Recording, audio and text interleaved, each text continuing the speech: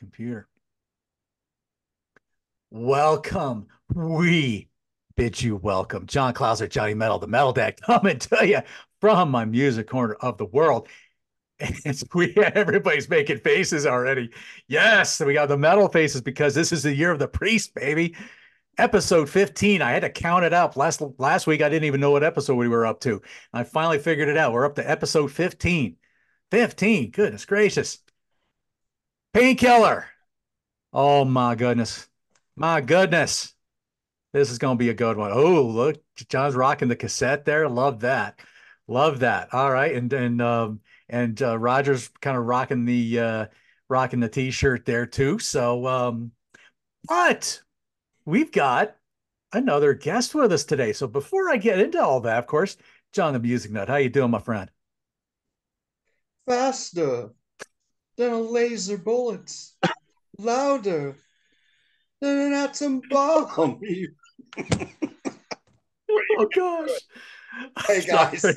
welcome, Chase. Oh, but we He's have Metal Roger from the North and South Rock and Metal Connection, and you're also seeing him a little bit on Grab a Stacker Rock with Michael O'Donnell.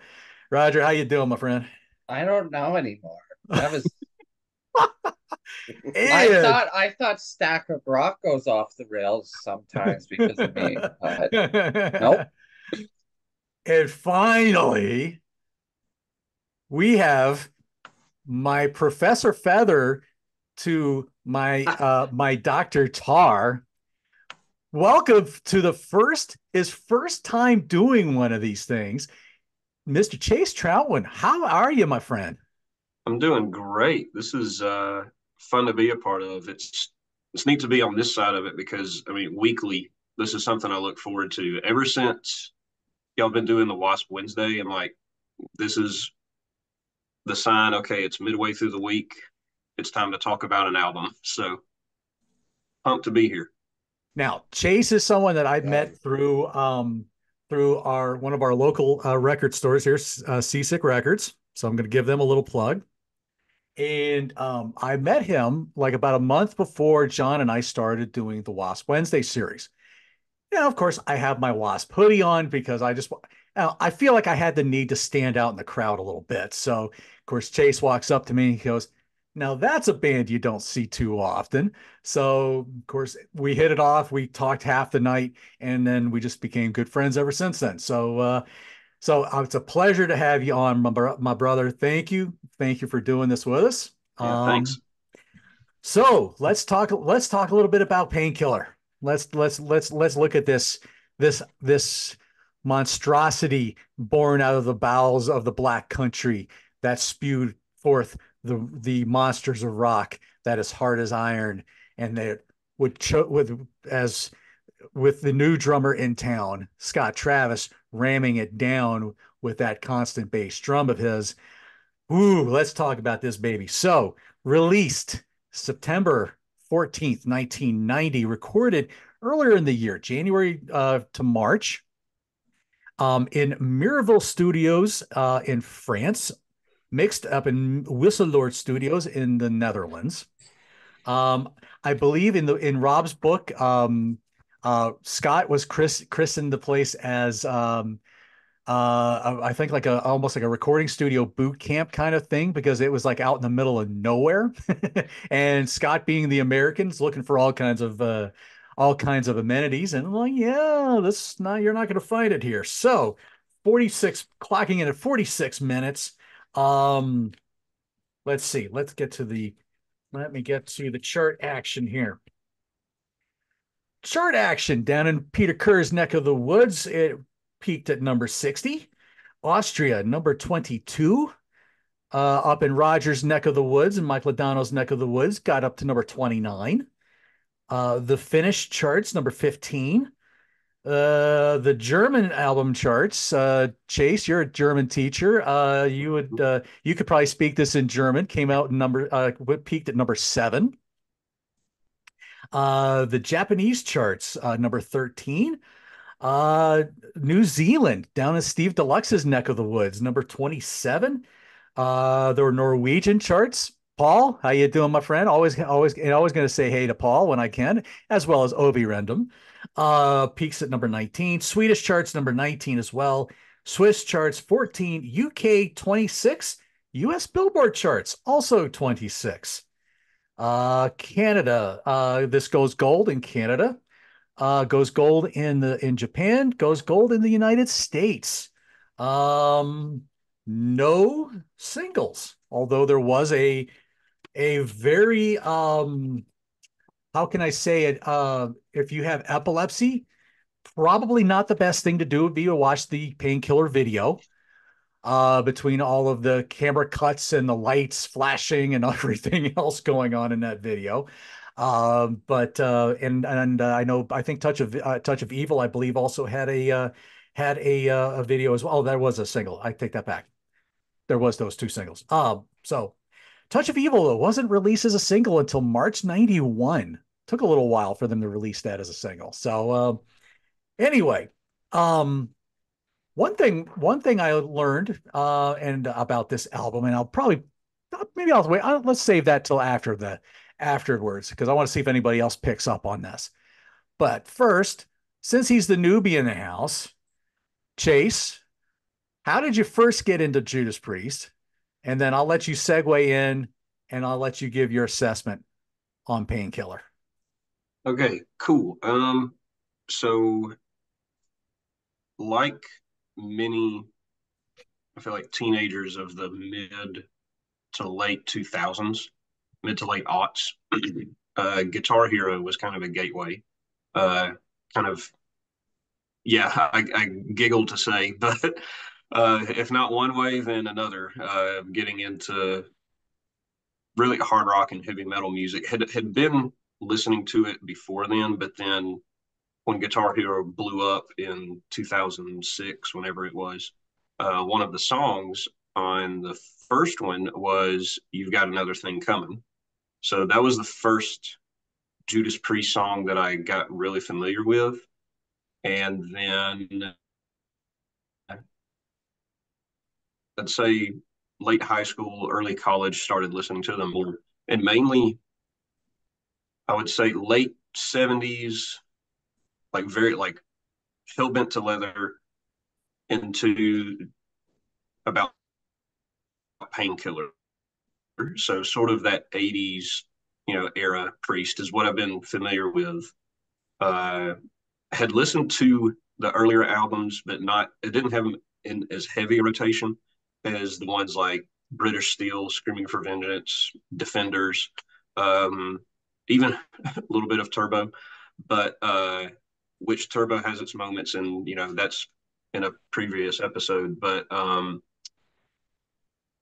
with uh, with Priest, it's one of those bands that where I thought, okay, this is someone that I mean, if you're a metalhead, you have to be familiar with. They're like the blueprint.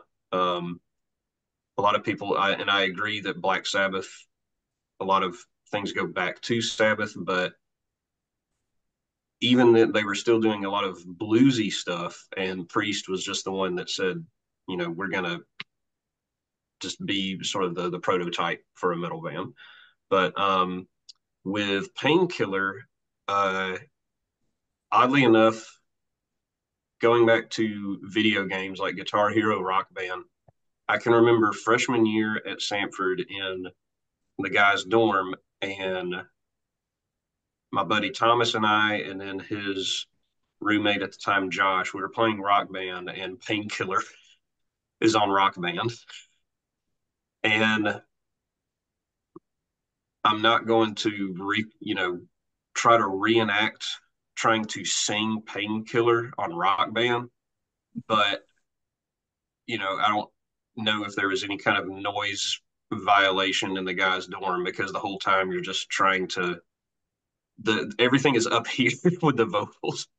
That was the first time I'd heard the song Painkiller, and that was the first one where I thought this is Halford's going into King Diamond type falsetto, and as someone who is very used to 80s sounding Halford, it's a little bit lower register, but you still have a lot of the the high pitched screams I like in Screaming for Vengeance, and definitely Free Will Burning. So it kind of took a little bit of time to get used to that high pitched shriek, which is shown more in this album, I think. But overall, though, I feel like okay, so the band they've made the transition from Turbo to Ram It Down now to Painkiller, and it's I'm a huge Iron Maiden fan. Um, I know that a lot of times those bands are have these parallel journeys that people look at, and I kind of look at this as with Painkiller. It reminds me a little bit of Fear of the Dark, where you have early '90s and you have a what becomes a concert staple, what becomes like a signature song for the band. That's as big as the same way that Fear of the Dark is as big as Hallowed or Number of the Beast or Trooper. Painkiller is as essential as Breaking the Law, Living After Midnight, Hellbent for Leather, any of those go-to Priest tracks. So overall, as a whole, like the album, which both with the way it sounds and the look. I mean, the album cover, I'm thinking this is a comic book sort of, this is a heavy metal comic book that reminds me in some ways of, European power metal bands. And I'll get to that in a little bit with some of the sing along choruses, the insanely fast double bass from Scott Travis, which he, makes his presence known the same way that Nico does in When Eagles Dare. You think of Cozy Powell at the beginning of Stargazer, Over the Mountain. I mean, this is up there with all those great drum intros. And he kind of, and this is something that as I was listening through it this week, there's a lot of speed. There's a lot of that double bass, but then there are a lot of moments where it's slowed down a little. It breathes and kind of, I guess you would call it a breakdown. And there's almost like a groove in the same song. And even in that same intro on Painkiller, the start off the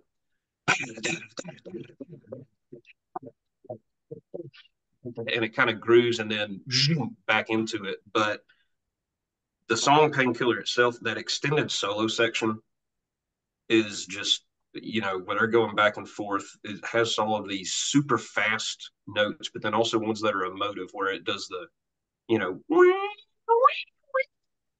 I mean, and to where they'll go super fast and then it'll breathe a little bit where you can kind of go and then back into it.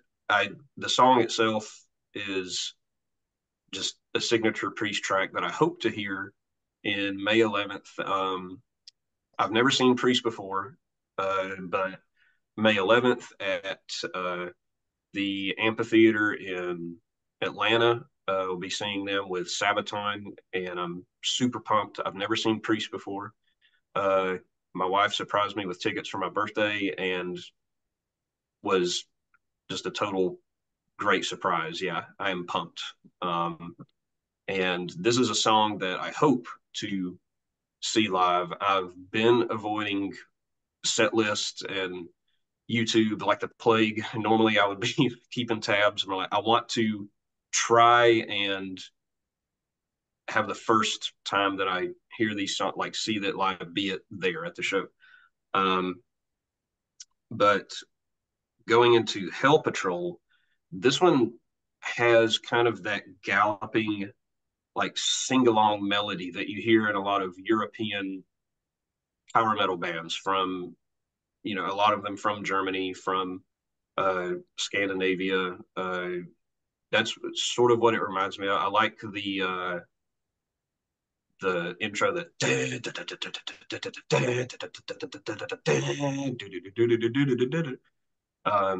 Halford, of course, sounds great on this. With All Guns Blazing, where those two tracks, the Painkiller and Hill Patrol, you have this drum intro. This one, Halford says, "Okay, I'll introduced this one, that twisting, that high pitched vocal shriek, it is a great intro, I think. And that's an example of his.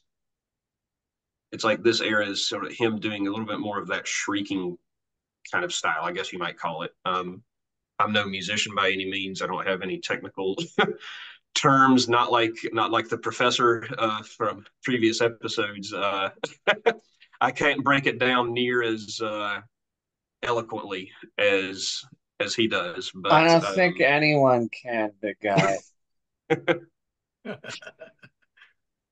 the with All Guns Blazing, it's one of those ones that again it has that speed. I love the chorus that oh guns, all guns blazing, and the that groove and that heaviness comes back in the breakdown when it slows down and it's that ding, ding, ding, ding, ding, ding, and it's when you get that meme of there's a meme of someone's face where they're doing like this and it says the riff, but when it comes back later in the song, slower and heavier, like that's what I think of when I think of that. It's like they've taken that main riff and just given it space to breathe a little bit to where it's just slow and heavy.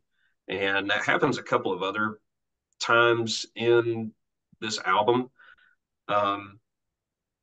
With Leather Rebel, as I was going back and listening to it again and like looking at the lyrics in particular, I thought, could this be like autobiographical for Rob Halford? I mean, the title alone. I mean, Leather Rebel. He is it's because of him that we have all of the leather and the studs and imagery and metal and all because of his rebellious lifestyle for the partying, for his sexuality. I mean, that, I was reading that, I was like, huh, maybe that has something to do with it. Musically, the double bass, again, is just relentless. Uh, I think is it on the CD reissued? Is it one of the bonus tracks? It's like a live version of this, I think. That's correct. Yes. Yeah. Yeah. That, and again, like really all of these songs on this album, I would have no problem seeing any of them live.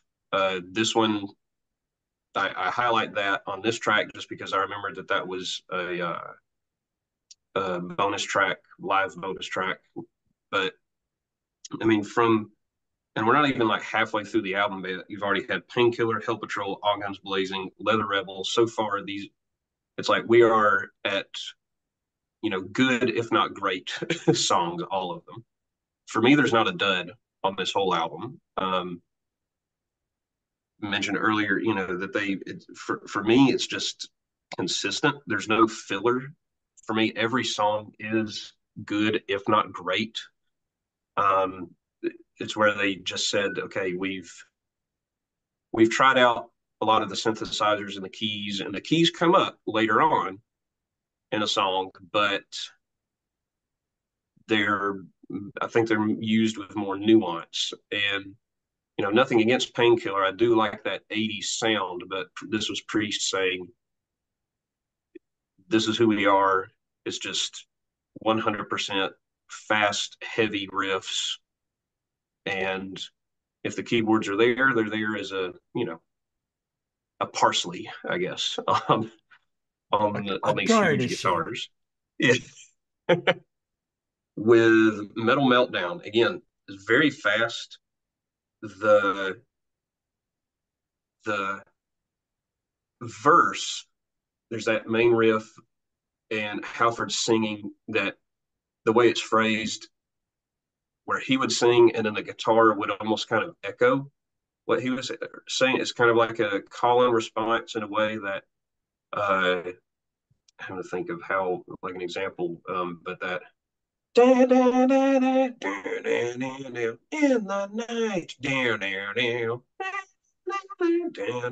night, Mm-hmm. but this is another one that with the that breakdown when the riff comes back slower and heavier, there's like this little trill that they do on the guitars that almost sounds like something Iommi would do in a Sabbath song. That little thing that he does, like this sounds like something from a Black Sabbath song. Uh, Nightcrawler is such a cool, creepy. This is where I'm talking about like that comic book imagery. This is some creature that is terrorizing a village at night. It almost makes me think of some kind of werewolf horror movie, and they don't even say what it just says the thing comes crawling into town. Uh, the lyrical imagery is really fun with this one. I like that spoken word the same way that in the Sentinel, when you have that part in the middle of the song where Halford is speaking and setting up the scene, and he does it in here too, and you've got that sort of creepy guitar, clean guitar behind it, and then it builds back up uh, with Nightcrawler. Beware the beast in black, Nightcrawler. You're never coming back, Nightcrawler. And the way he drags it out is just fun storytelling too. Um, and then going into, I mean, just one after another, all of these they're knocking them out of the park. Between the hammer and the anvil, the riff and the melody, storm waking. I like how it kind of goes back and forth with that melody. I love in the second verse, there's a line where Halford sings, confess your sins, and there's this background doubling where he confess your sins. I love it when they do stuff like that. They did it on Locked In for some parts of it. And it only does it that one little part in the song, so it's not like they're overdoing it. It's like, okay, here's a dash of it, and then they keep shredding on. That high pitch between the heavens at the very end is one of the best, just one of my favorite moments on the album. And this song seamlessly transitions into Touch of Evil. That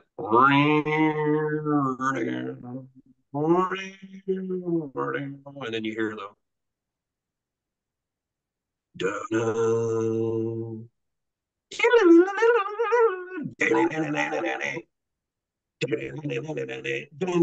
that stop and start riff is okay. This is like sort of one of the first chances you really have to breathe. And this is what track 1, 2, 3, 4, 5, 6, 7, 8. I mean, up until it's just been relentless. I mean, just one after another. So much double bass. I mean, Scott Travis, this is his album where he was saying, okay, I'm here. um, there was a drum machine on the last album, but I mean, you listen to Scott Travis, the man is like a human drum machine in some ways. And a lot of people maybe say that in a way. I know last week the professor referred to him as a little bit mechanical, in which I'm no drummer, I'm no musician, but I don't know, I can see where he's coming from with that. With Touch of Evil, there's a live version on it's a DVD from '05 or '06 when they're touring for Angel of Retribution, Rising in the East. And I think I had mentioned to John the last time at Record Club, I said, if I could have seen, Latter Day Priest when KK and Glenn were still there, it probably would have been that tour.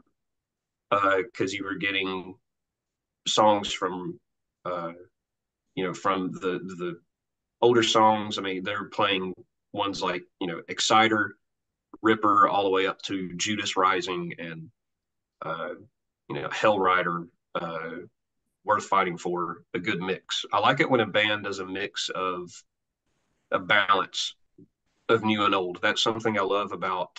I'm going off on a tangent, but that's something I love about Maiden is that when they tour for a new album, they don't play, okay, here's the hit single. We got to get this out of the way. They'll play minimum 5 songs from the new album. And that's a band who is as established as any festival headliner, massive band. And I like that they don't sit on the laurels of we're just going to play basically a greatest hits compilation live. All that to say, when on Rising in the East, when they play A Touch of Evil, that stop and start riff, that Halford is leading the band, which it's at the Budokan. It's a Japanese audience who they're known for the same way audiences in Central and South America, where there's no standing around and just, okay, this band is fun. It's like everyone is locked in, watching the band, singing every word, clapping in every song. So Halford is leading them in the spaces between and it's just so cool that it's when I hear that song, every time I hear that, I think of that live clip. It's a great show just to go watch from start to finish. But the use of the keys in that one is kind of what I was alluding to earlier. Is they use the keys or the synths in this one with that at the beginning, and then you mesmerize slowly, and it does that upward lilt kind of thing. Gives it like a more like a supernatural feel. And I would notice that listening to it in the car or CD player or whatever. But if you listen to it on headphones, there's a whole lot more synth that you hear in the verses. Great vocals, and once again that shriek at the end after the solo.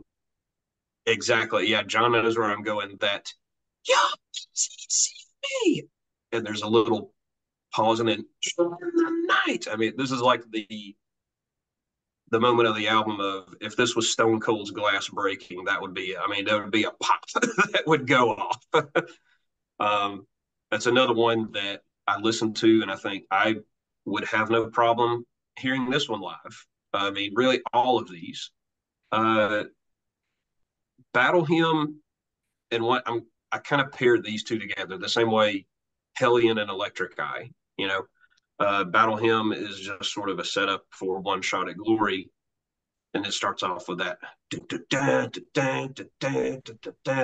and again with the lyrical content, with the big sing along chorus, one shot at glory in the crossfire overhead. It reminds me so much of what you would hear from maybe, Halloween, Gamma Ray, those, fast bass drums underneath, and then this big sing along chorus above. That high vocal on, again, the same way that Halford does in Between the Hammer and the Anvil, calling back on the chorus, well, or not the chorus for this one, but at the end when he does that, in the verse, it goes, I still hear the battle cry. Na, na, na, na, na, I can see the banners fly. And then at the end, he ups it up and I still hear the. That's awesome. That's the moments to me. They're like, that's what I remember most from the song. But it brings it to a good close. I forget Living Bad Dreams. That's The bonus well, track. that was a bonus track. That was a Yeah. bonus Yes. track. Because I think in the liner notes for the reissue, Halford said something like, I don't know why we left this off the album. And I don't know, did any of y'all know of like why they decided not to, or have they ever Nah, said anything? nah. Rob and KK don't really mention it much. So Yeah, because it's a good song. It's I don't know if they thought it didn't fit in with the just the speed and relentlessness of this album yeah, because it is That would slow. make sense. because Yeah, it is a very eerie, slower, ballady kind of song. Not ballad, but it is a much slower paced song. So compared to everything else that's on this, yeah. yeah, They probably thought the Touch of Evil already slowed it down, so why have two right, slow songs? right.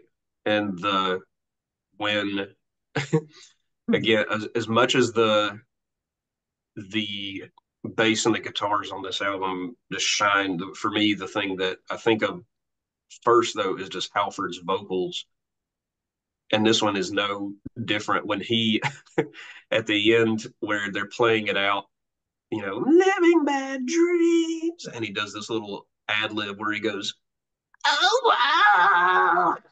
I'm like, it doesn't. I don't want to say it sounds cartoony, but the first time I heard it, I'm like, I don't know if I was like too young to appreciate it, but I just kind of giggled. But now I'm like, he can do whatever he wants. He's the metal god. He's a metal god, yeah. um, but yeah, Painkiller. It's got to be for me top. I haven't taken the time to rank Priest albums, but for me, it's got to be in my top three, along with probably British Steel and maybe Screaming, either Screaming or Defenders. Depending on the day that you ask me, it could be one or the other. Um, if I were to rank this one, I, I mean, I got to go 10 out of 10. It's one of my All favorite right. all-time Priest albums. So, All right. but yeah, Very cool. Very good. Very, very cool. All right. John the Music Nut. All right. This is an album that makes the band legendary. And what I mean by that is you have this great early period, and then that your critically acclaimed albums, and then you have this build that makes that eventually the fans catch on to what you're doing. And then you become a critical favorite and a commercial favorite, and you build that following, and you're playing arenas. That was what Priest was doing by Screaming and by Defenders. And you have a period where it's not going as well critically. The songs just aren't coming, so you're trying different things. And those albums, they might sell because you already have the name recognition, but they're in hindsight, they're not the first ones you're going to grab when you listen to catalog. And then you have this album that comes out that blows you away because you thought, okay, they had their peak. This is it. I'm always going to go back to those 70s albums. I'm always going to go back to those early 80s albums. They're never going to be that good again. And this comes out. And when I first saw the video for Painkiller, it was one of those holy shit moments because I was like, oh, I would, like I said, well, about Turbo and Ram It Down. I thought those albums were okay, but I thought everything else was much better. And I pretty much, in a way, I kind of gave up on Judas Priest. I was still buying the albums though. But when I saw the video for Painkiller, and it was like 6 minutes of mayhem with not a second wasted, and this song just kept getting better and better. That drum intro, as Chase alluded to, yes, that was like "Welcome to the World," just like Nico McBrain did with "Where Eagles Dare." Goes into this menacing, merciless, pounding track that's memorable. And then that bridge where Rob's already singing in a high register and he's going in a higher register. And those drums from Scott are leading the way. And they're just pushing you like, is this the same band that recorded Turbo? How? This is a joke. It can't be the same. And the solos, fast as lightning. KK and Glenn working off each other, which at their best, they're a juggernaut. And then we go into that last verse where they're singing in a Rob's singing a lower verse, lower register, and then he goes high again, goes pain, pain, killer, killer, and then it just gets relentless again, and then the end where it stops, and then Rob goes into that long note at the end, and Scott's going nuts. You're like, holy shit. I still get that same feeling today. It doesn't let up with Hell Patrol. This is slower, but still driving. Not as intense, but still kills. Another cool bridge on it. There I go again with the bridges. You're going to get this.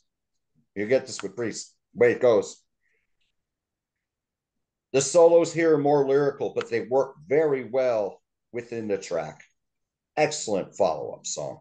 All Guns Blazing. That opening lyric from Rob. He's getting high again. And then that relentless pace is back with that riff. And you're like, oh my God, here we go again. We're getting back on the ride. And it says intense. There's a nice breakdown here after the solo when they play that main riff, slow but slower tempo, and then it kicks right back in. Killer. Leather Rebel.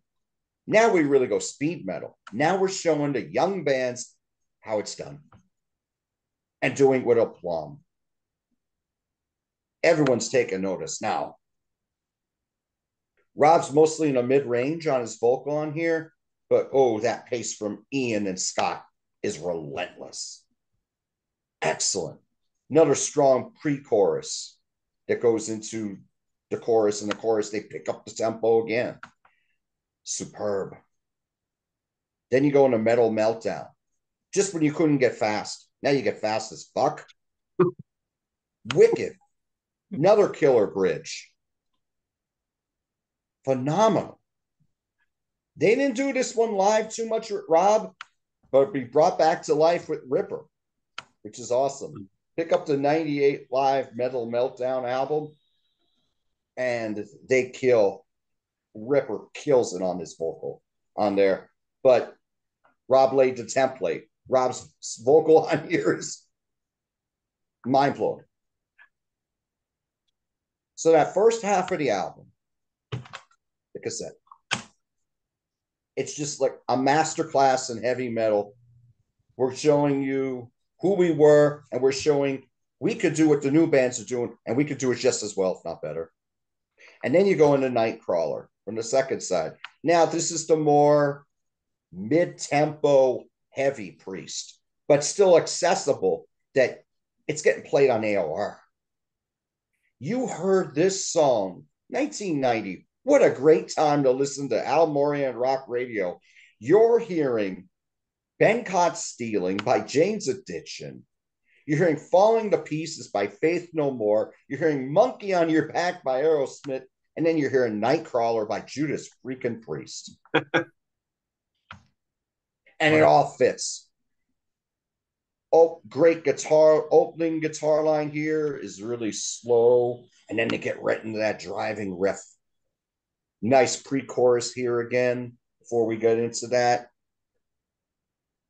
Very accessible, but heavy. We get a breakdown where it gets really eerie and ominous. And then it gets back into that wicked riff again, that wicked delivery. Excellent track. Between the Hammer and the Anvil is probably the only song on here outside of Battle Hymn, which is more like a intro to me, which isn't great, but it's still very good. the highlight of this song is that heavy, slow riff in the beginning, and then they go back to it again in the middle. But this is very wicked. Again, we go back into those heavy double bass and those kick drums, all that. Great riffs on here, superb. And then we go into the grandiose with Touch of Evil. How many times has a keyboard made a song heavier? Right here. Another one you heard on AOR back in the day. So they're reaching a new audience here. They're reaching the classic rock audience who remember Living After Midnight and You've Got Another Thing Coming. Oh, this is Judas Priest. It's pretty freaking good. They're heavier. They're still good. That's Don Airy on the keyboards here. You've heard, if you listen to heavy metal, you've heard Don Airy. How many albums has Don Airy been on? How many great bands has he been a part of? He was with Ozzy for a long time.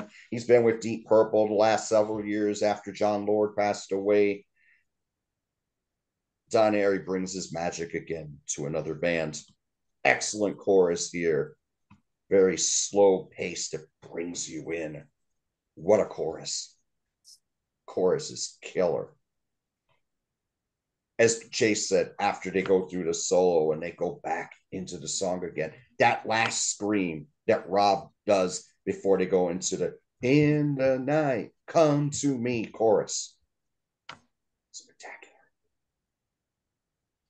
Battle Hymn is a shorter instrumental. It works well, like Hellion would into Electric Eye, like Chase said. Then we go into this killer, kick-ass, fist-pumping anthem. Let me hear the battle cry. One shot at glory. What a chorus. What a riff. Nice leads on here. The pre-chorus is killer too.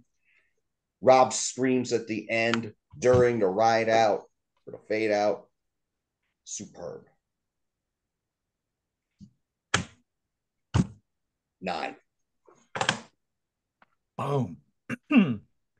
Boom is all I got for that. Yeah. All right, Mr. Roger. Well, it's funny. You guys were probably wondering why is he eating? Well, it's because the first two pretty much took all my points, which is it's fine. It's fine. I'll I'll add to it as best as I can. I'll start with this. This album was an apology for the last two albums, which I think were pieces of crap, but it's okay. You're entitled to your opinions, but everyone. we did our best to make Ram It Down sound like insert your favorite musical masterpiece. Wow, At you least heard Peter my did. Ram It Down impression the other day, so, and it There was you go. actually good. And that's the only good part of the album. Anyway, this album, like on a previous episode of a show that's been on the rocks for now, I said Rain and Blood was like a punch to the face. Well, this album is like taking a bat to your face. I don't, Yep. it really doesn't stop until like the almost very end. Yeah.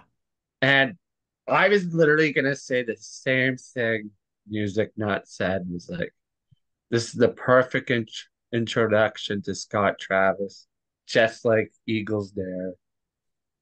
Let's see what else. Hell Patrol even backed that up. What like it was like two back-to-back killing drumming songs. And I'm not really what's I'm not drunk, but and very rarely an album I pay attention to the drumming as much as this, but it kind of forces you to. And I think that's partly because so many people did not like drumming last. So again, this is an apology to that because really, Priest doesn't need a drum machine. Come on now. And Guns Blazing is exactly what the title says. It doesn't stop. like everything else. And I agree with the point of Leather Rebel being like a speed thrash metal song. See, look, I even have it written down in my notes. Look at that. I have props for once. Anyway, I think it was kind of a, you guys stole from us, so we'll steal from you and show you how it's actually done. And Nightcrawler, well, my bad. Let's not jump ahead. Metal Meltdown. Am I crazy, or is that intro kind of Van Halen-ish? Like the guitar solo Yeah, at the beginning. maybe. Maybe a little bit. I mean, you have to remember it was very similar to like what Glenn did on heavy metal. It's kind of those nod to all the Malmsteen wannabes and the shrapnel guitar players that were coming out at the time, which by 1990 had pretty much burned itself out. I think a lot of those shredders had kind of gone by the wayside by that point, but or they got in other bands. But Is it just Glenn or KK, or is it both of them on that intro to Metal Meltdown? uh, intro first half KK, intro second half Glenn. Okay. I thought it was both too, but I didn't want to put myself in the house. So, anyway, Nightcrawler, again, just like what Chase said, great haunting song. I think it has some of my favorite lyrics of any metal song, period. I'm not gonna read the lyrics. I have them written down, but I don't feel like doing that. But again, between the hammer and the anvil, I agree with Music Nut. It was kind of a like it was okay. It was good, but not great. Like the rest of it. And a touch of evil, like I said, it's the beginning, or I didn't even say anything. I don't know what I'm doing right now. Kidding, kidding. Anyway, that's it's a good palate cleanser. Great palate cleanser. And then Battle Hymn is exactly like Helion and Electric Eye. And One Shot of Glory is the perfect closer. So yeah. So how do you 9 out of 10, 10 out of 10, 5 out of 5? What do you give it? I'll say 11 because I do what I want and break rules all the time anyway. That's So, right. That's right. and I Oh, figure if Harrison could do it all the time on that other show, I can do it. yeah. There you go. Mike's gonna love me We love saying Harrison, that. so Harrison's good. So we hope he's recovering. So Roger, is These this? I'm sorry to interrupt. Roger, is this your favorite album by Juice Priest? I think so. And this just reminded me of something. I giggled at the beginning of all of his rock band stuff. It's because it was literally me when I was Thank you. younger. We're probably the same age, Yeah. so we did the same crap. I literally broke my rock band drums playing that song. I can just imagine. And seeing as Klauser's my witness, I can sing that. But because the Zoom microphones and filters don't do so good, hearing those won't translate too well as we've Yeah, and you're uh wearing headphones. I'm not gonna hear you. yeah. All right. So one before I get into my little kind of thing about this, one thing that I read on Wikipedia that I did not even think about, or I hadn't really, it was made mention here. So Don Airy brought in to play keyboards on Touch of Evil. In a 2020 interview, he reveals that he also doubled most of the album's bass parts on a Mini Moog synthesizer to achieve the album's distinctive bass sound. So it makes you kind of wonder, is it all Don Airy doing the bass stuff and how much of it's really Ian? I never contemplated that. And then I'm listening to it more on the headphones and I'm thinking, it doesn't totally suffer from the Injustice for All, but everything else is so heavy that I don't know if I'm really hearing a whole lot of Ian in the background, you know. You really don't. Yeah. So maybe that was interesting thought. I just didn't know if anybody else had picked up on that. I I'm feel like the, thinking. I'm sorry, Chase. Go ahead. but just real quick, when you mentioned Ian, a conversation John and I had one time, we were talking about Defenders of the Faith, Love Bites. For me, it's like that's the last time that we really hear Ian, that heavy bass in Love Bites. And then it's like after that, it's like you have to, like you're saying, like at Justice for All, you have to really, keep an ear out for him. Um, which is a shame, that you don't hear him as much as in the earlier days. Mm-hmm. My opinion is with Injustice for All, not only did you not hear the bass, but the guitars didn't have any punch to them either. They sounded really weak.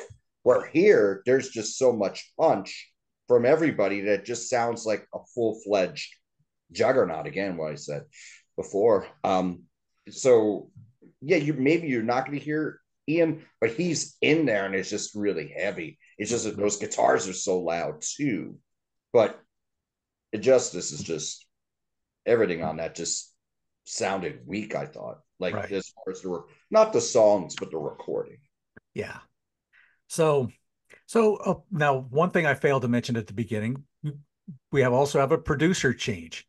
We Chris go Sangarides. right. Chris Angarides is in course, both according to Tom and Rob and KK.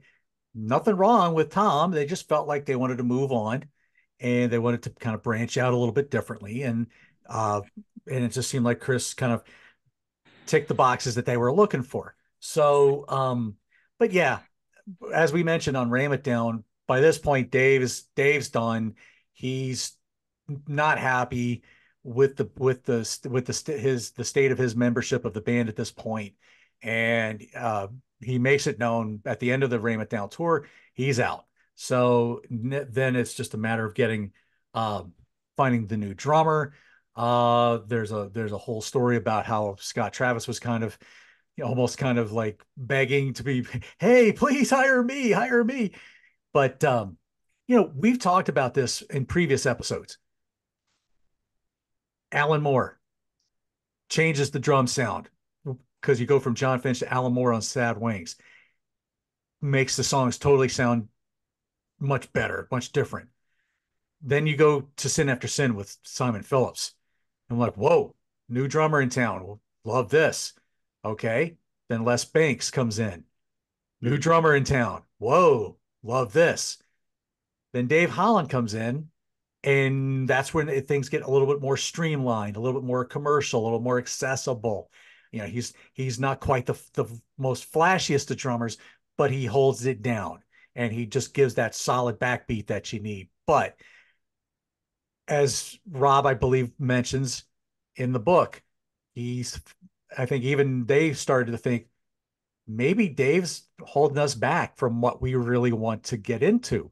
Because you listen to some of that stuff on Ram It Down, there is potential for where they could have gone with it, but Dave's maybe just couldn't pull it off. So that's why they did the drum machine. But anyway, then you get the human octopus of Scott Travis, and he's just all over the place with this thing. I mean, if you've ever heard any of the Racer X albums he was on before then, I mean, everybody in that band's a shredder.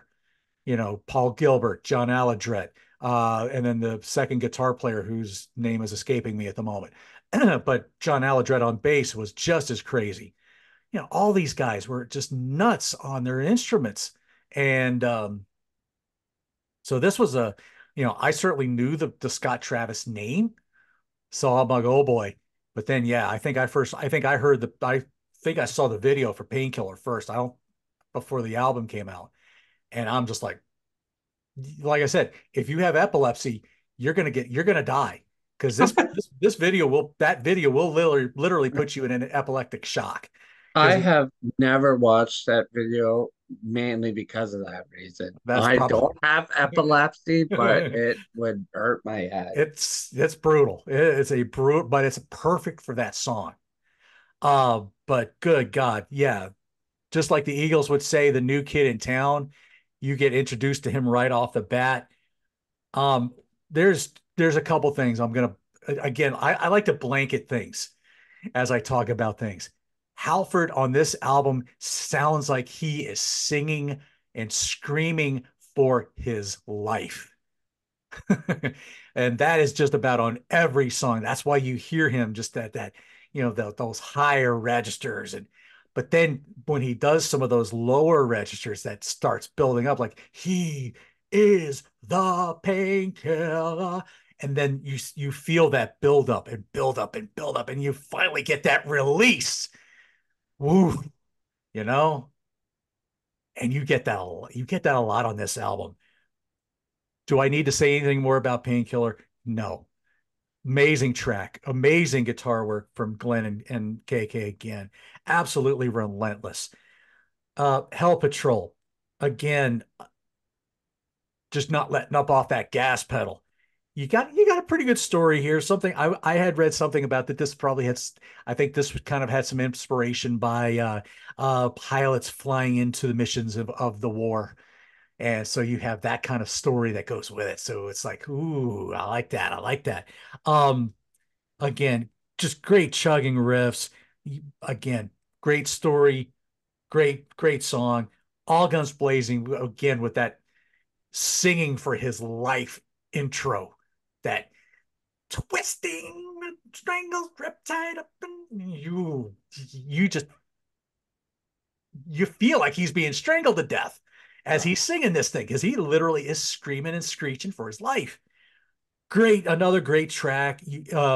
This is one of those where you talk about those slower breakdowns, and I think of all the Christian hardcore shows I would go to where they would always do these slow sludgy riffs just so the kids could do all their crazy slam dancing and circle pits and whatever. Well, boom.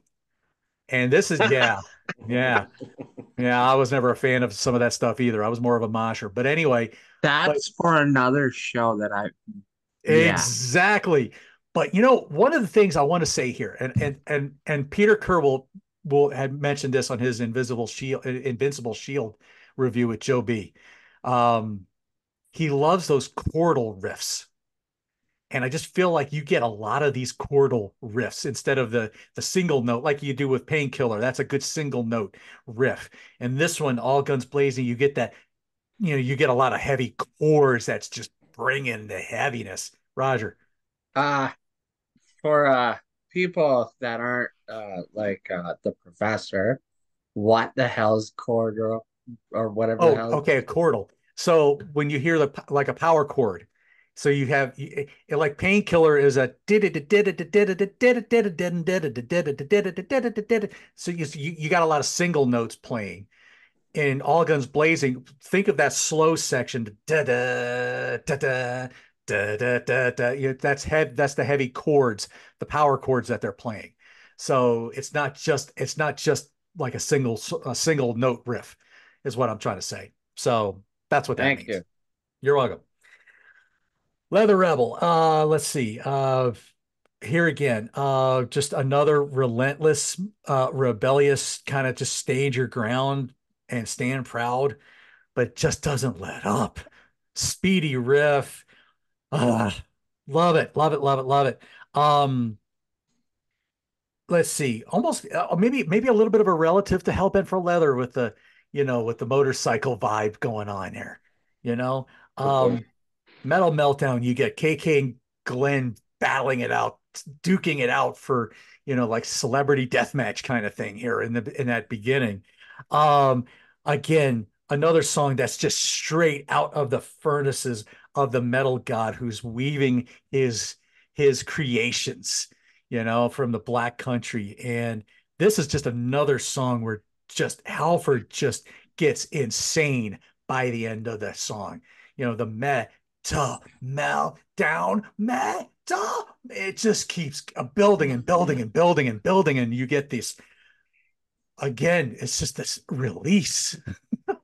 By the time you get to the end of the song, and you get the Nightcrawler, okay, I don't want to say quite like Out in the Cold or Blood Red Skies, but boy, it kind of has that, almost kind of has that atmosphere. And man, you get this creepy. You guys all said it best, the comic book feel. Maybe you like Venom and Rogers ceiling there.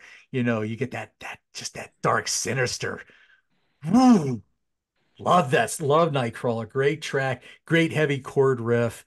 Um, Between the Hammer and the Anvil, just another song. Again, I don't want to say it's the weakest song on the album, but I guess you got to put something in the basement somehow.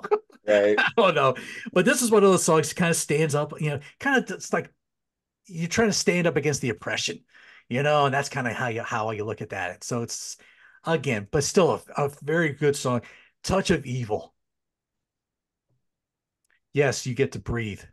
You get this slow. Yes, you're breathing, but the relentlessness is still there in the atmosphere because it's just there's such a dark brood, a dark cloud that's hanging over this particular song because you just feel that heaviness. And it may be a slow song, and yeah, those key and Don's keyboards really adds to it, but it just the solo here is so lyrical. Oh, gorgeous, gorgeous, gorgeous. Battle hymn again. You've all said it. Nice intro. One shot at glory. It's a last cry to, if you've gotten this far on the album, if you hadn't figured it out, seize that shot and go for it. Take that one shot at glory. And as KK would do on his later album, one more shot at glory. Because hey, why not, right? You didn't get this, maybe you didn't get that shot in. Well, you got one more shot now. So there you go. Living Bad Dreams, a slower, menacing bonus track. I kind of see why they left it off. Still not a bad song. I kind of dug it. It's one I didn't listen to a whole lot as I was prepping for this, but good God Almighty, I think I have to. I may not reach for this one as much, but boy, I can't say I can't not say it's at least a 9.5 for me easily. It easily could be a 10 with not a problem. But this is just, again, Halford just singing for his life. But you know, as we segue into the next segment here with John,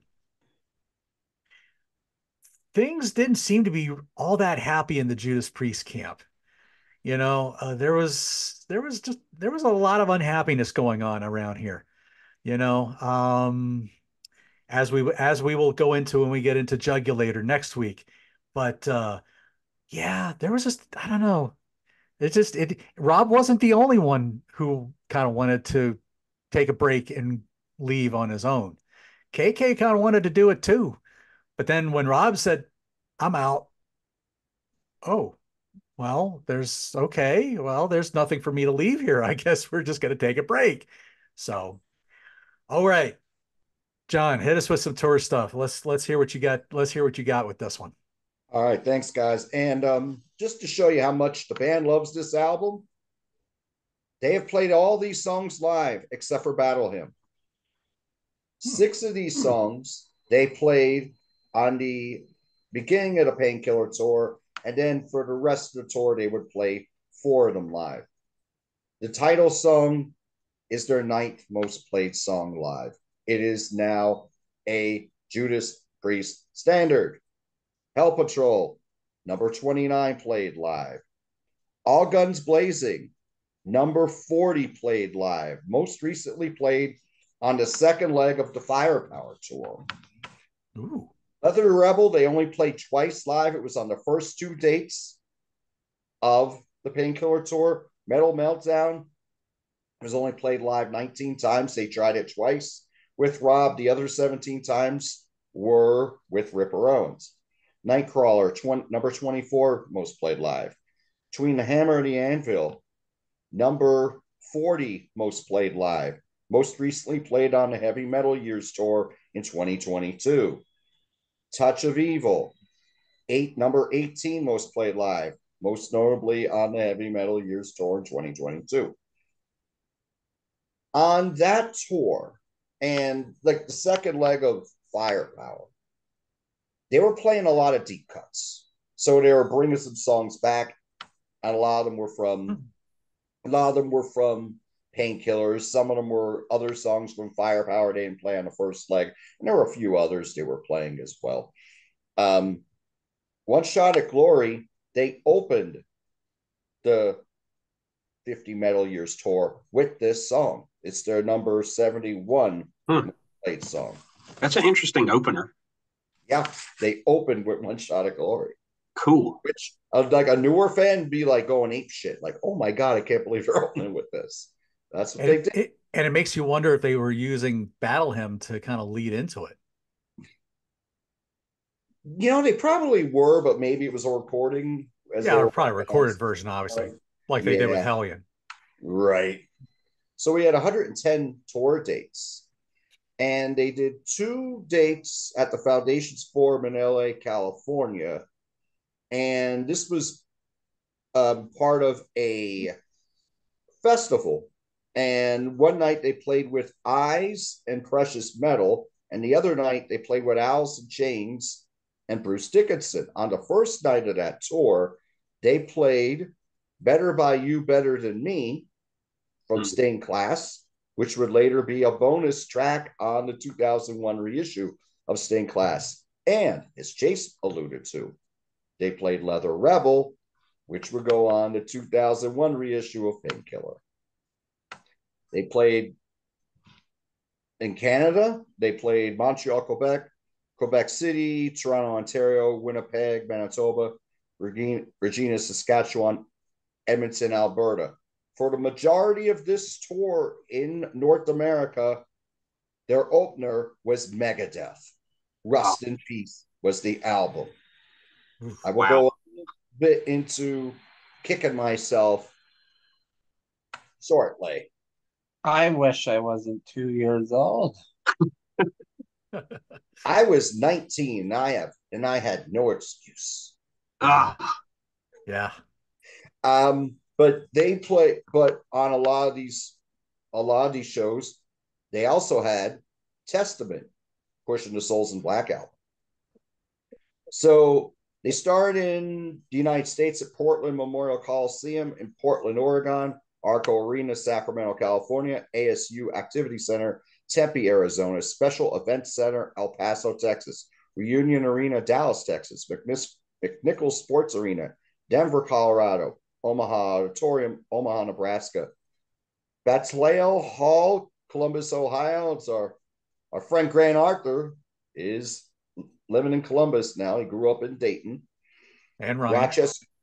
What's that? And Ryan. And Ryan too. Well, Ryan actually lives in Kent. Oh, that's right. You're right. Yeah, because I saw Sorry, Ryan Ryan. about a year ago. Hey, Ryan. Rochester Community War Memorial, Rochester, New York, Brendan Byrne Arena, East Rutherford, New Jersey, Miami Arena, Miami, Florida, Cumberland County Center, Portland, Maine. At this point, Testament left the bill. Now it's just Judas Priest and Megadeth. Kingston Armory, Kingston, New York, 3 miles from my house. I did not go to the show. One thing I can tell you about the Kingston Armory, and I know because I saw shows there, it was notorious for its terrible sound. The sound would bounce off all the walls, and it was like at its, if you packed everybody in, it held about 5,500.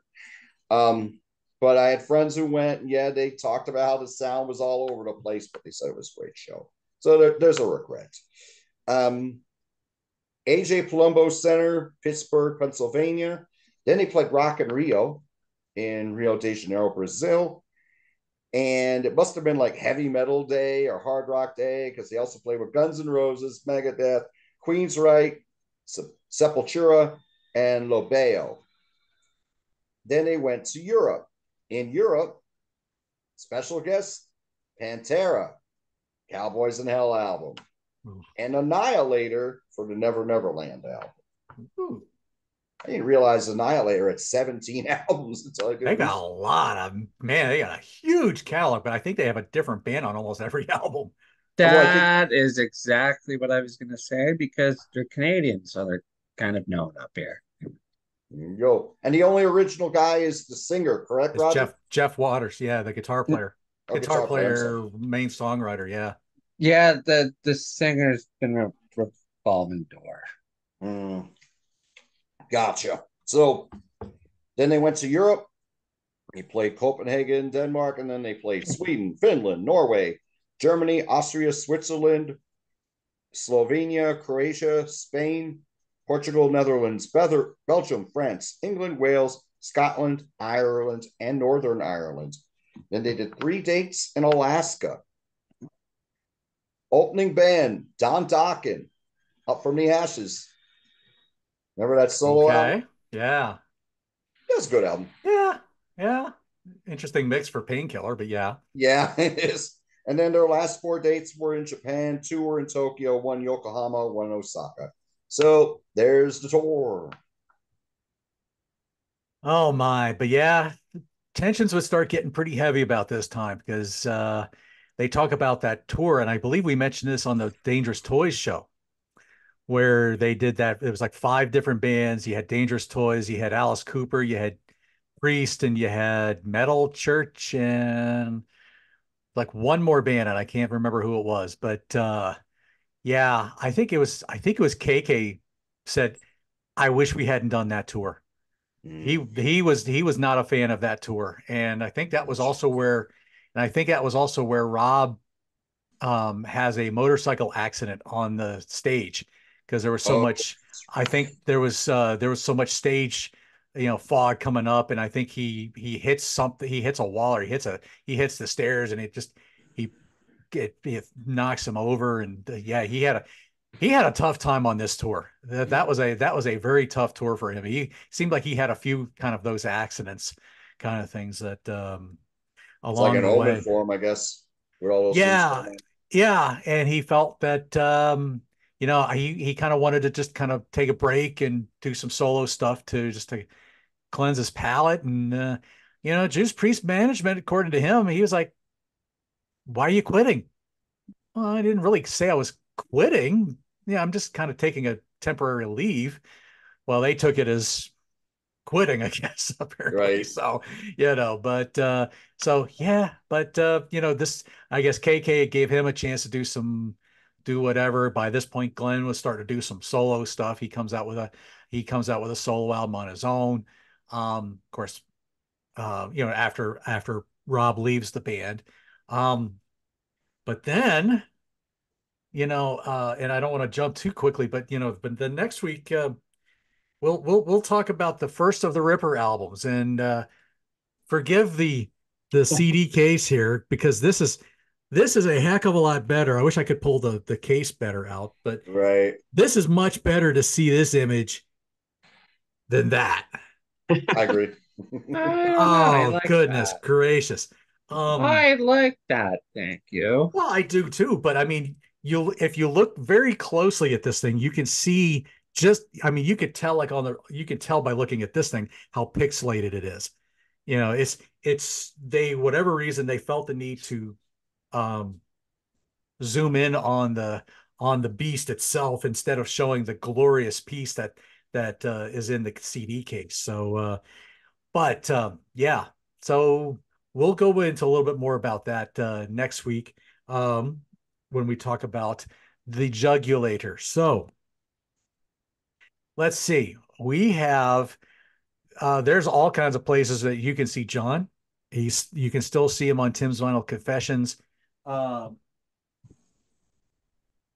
Talking some Y&T. Yeah, I think he's got like how many more episodes are left? We got 3 more after, like right now, Musically Incorrect is airing. That Okay. started airing yesterday, and then we have 3 more shows Okay. left on the studio albums. All right. Um, and of course, you can also read John's thoughts in the Blue Oyster Cult book. And this one recently released, The Honesty is No Excuse, Thin Lizzy on Record. Both of those last 2 books, of course, being Martin Popoff books. Of course, I'm going to plug myself here Of course. with my thoughts of what I contribute to Robert Plant and his cat. That is a fun read. Good. I'm glad you've enjoyed it. I feel like I need if I'm going to do it, I think I need to do it like how you did it, Chase. Because you told me you were reading through it, listen to the album, read through the next one, listen to the next album, et cetera, et cetera, et cetera. So yeah, I think when I'm able to do that, I think I probably will do the same thing, and I'm probably will have to invest in the Blue Oyster Cult and Thin Lizzy catalog so I can do the same thing, or at least do it on Spotify. I can go through album by album because I feel like there's a lot to learn on both of those bands. Let's see, Roger, anything coming up with Ladano or I know we have us North and South guys got a little dormant because I think everybody's had one thing going on with the other, so it's been a little challenging to get us and the Carson brothers together. But Whenever I'm needed for comedy relief, I'm there. right. And Chase, welcome to the world of music panel shows. we It's fun. we I enjoyed it. we hope to have you back sometime. Absolutely. We hope to have you back. Let me think. What else have let's see, is there anything else I can throw out there? Bicycle Legs, of course, we did an instrumental show, and courtesy of the professor, he hooked me up with one of those albums that was talked about on that album, on that instrumental, which is the Miles Davis Kind of Blue. So I'm gonna mention a little bit of cool jazz and smooth jazz, I guess would be the best way to call it. That Uh, reminds That's me, not I smooth. no, it's not smooth. But it's That's not there's Kenny G. no, it's not. No, it's not Kenny G. But it just feels so smooth and sexy to me. I don't know. There's just something very. I don't know. I don't know what I've only listened through it once, so I don't know if that's the right word for it. But it's wonderful, I have no absolutely idea what wonderful. either you are talking about. Miles Davis, jazz trumpeter. This album came out in 1958, 1959, Oh, that's somewhere in that. way before I was. Yeah, way before your time. But Miles Davis, just a well-known jazz musician, and he and like John Coltrane on just and the rest of this band, just good Lord Almighty, wonderful, wonderful album.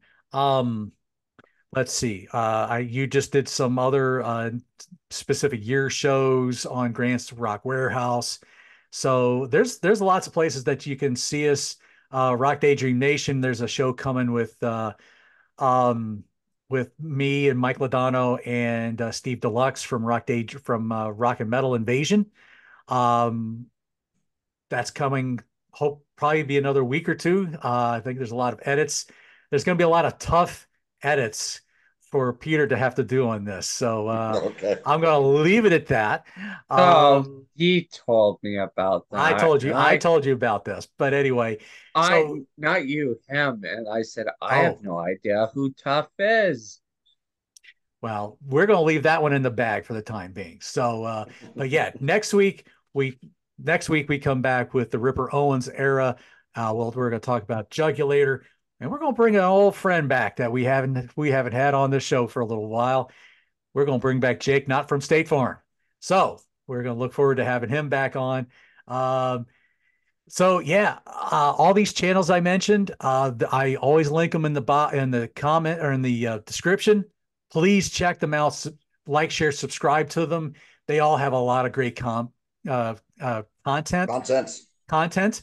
Y'all are killing it in the comments. I love it when you guys watch these videos live with me, and if John's able to be there, um, y'all are just having we just tear it up in those things. So it's a lot of fun. Thank you all for making this such a fun series. So for Professor Feather, yes, Professor Feather, to my Dr. Tar, Chase Troutween, for Metal Roger, for John the Music Nut, my faithful co-captain, John Clauser, Johnny Metal, the Metal Dad, coming to you from a music corner, the Year of the Priest series. Rock forever. We'll see you next week for Jugulator. Take care, everybody.